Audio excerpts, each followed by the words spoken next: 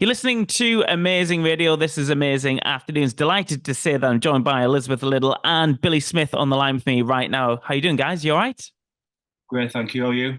Yeah, I'm really very good. well, thanks. Thanks. It's nice to see you. Elizabeth, you're no stranger to the program. You've done a session for us before and a bit of a chat as well. We played your music. But Billy, we don't know much about you. You've come together though to do this single together, but I believe you work together on another project as well.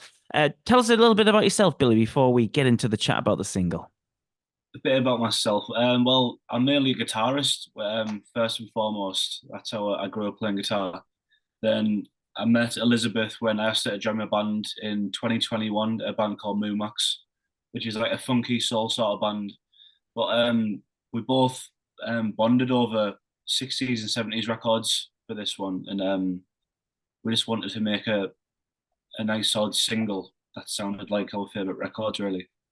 Yeah. So is this the start of maybe a project that's going to grow between the two of you? Because, you've got a real identifiable sound on this single, and it's probably a little bit different to what Elizabeth does herself. It's certainly different to your band as well, Billy. So is this going to be like a new project, or is it a standalone? How are you looking at this? I think definitely, yeah, we've had a lot of chats about it, and because last year when we wrote Eyes on You, we wrote a lot of songs in the same kind of like space of time. And like I say, we're always coming up with new ideas and things now. So we've had a bit of a chat, and we released a live video for Eyes on You last year. And we were going to release the single last year, but anyway, it got pushed to this year. But we've definitely got a couple of songs, I think, in the works as like a dual kind of vibe. Definitely. Yeah, cool.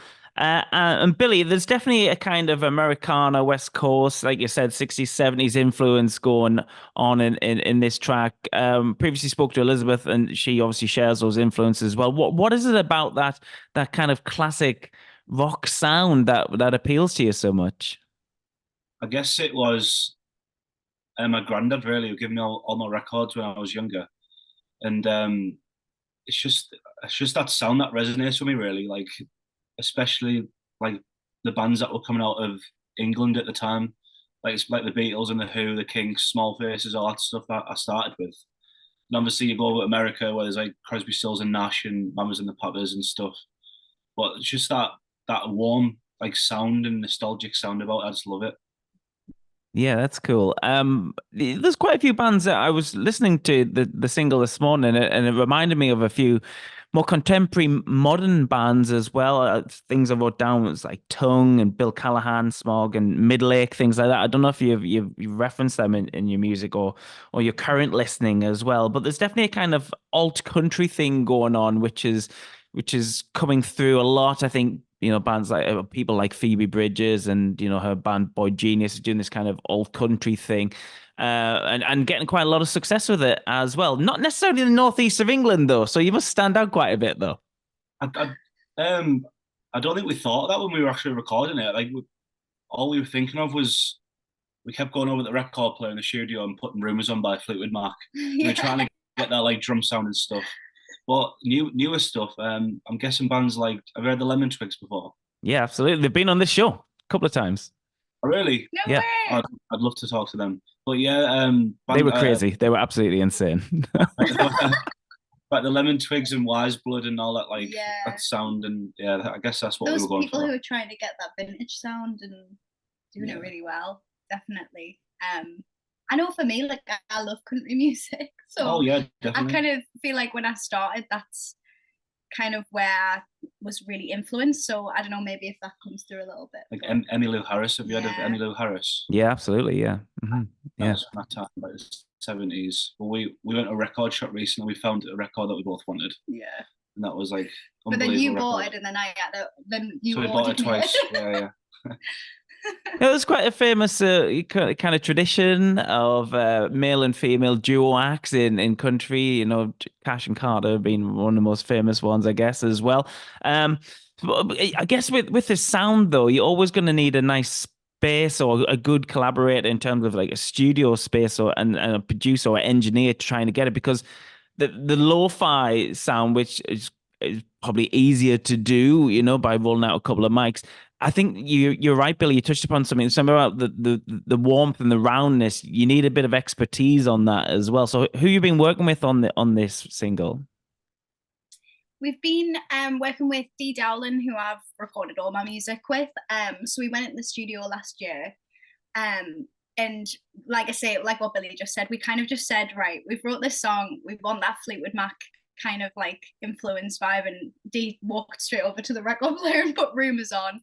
And yeah, so we had Rob Maynard on drums and Phil Richardson playing organ and keys, and then Billy played bass and guitar. So yeah, it was really good fun making it. I feel it was a really good and it was a song that came together quite quickly as well, which is really nice. It felt quite natural.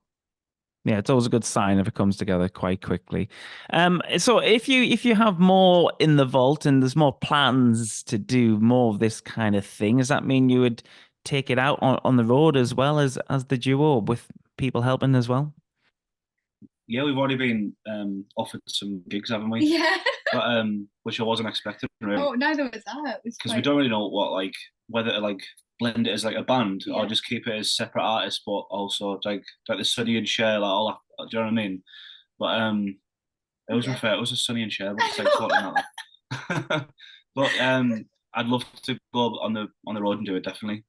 Yeah, nice one, nice one. And I guess because you sound like you're quite romantic about music, you'd like to have and hold this and get it out on record as a project one day. I've seen your Instagrams and you record collectors yourselves, as am I, and there's something special, especially to have this kind of music as well on record. Going full circle, the influence started by listening to records, and then to release this on record would be an incredible achievement. That's got to be one of your goals, right? Yeah, I'd love to get it on record 100% and start giving it like independent record shops, especially ones that people don't know about in the Northeast. I think there's a lot that people don't know about, like little gems and little villages and stuff. We always go hunting for them. I feel like every city we've been to, every holiday we found like a record shop. Like even when we went to Iceland and we were staying in our hotel and there was a record shop like right around the corner, and we just stumbled across it, and then we spent like every day, I think we went in just to have it was massive in there. It was huge. Yeah. Yeah, definitely record. Yeah, I'd love to do that, definitely. Good stuff, good stuff. Well, we're going to play the single now, Eyes on You. Thanks so much for joining us here on Amazing Afternoons, and we can't wait to see what happens next. Thanks very much. Thank you. Thanks so much for having us.